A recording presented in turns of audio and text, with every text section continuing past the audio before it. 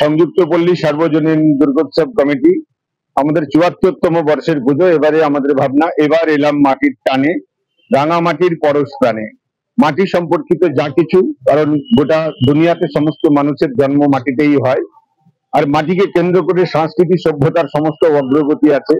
তাই মাটির সঙ্গে সম্পর্কযুক্ত যে সমস্ত কাজ, যা কিছু কৃষি যেমন হচ্ছে মাটিতে, তেমনি দারুণ দারুণ সৃষ্টি হচ্ছে মাটিতে।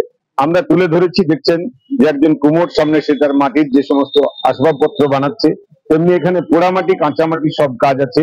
মাটিতে পাট হচ্ছে, ধান হচ্ছে, ধানের কাজ আছে, যেমন ধান গাছেরও কাজ আছে।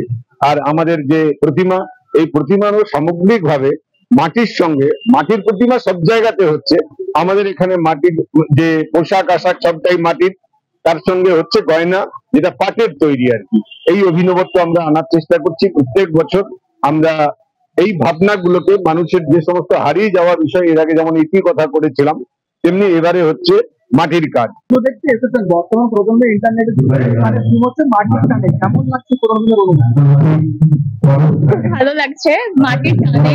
আর মাটি নিজের বাড়ি, তো নিজের মূল রূপে ফিরে আসা।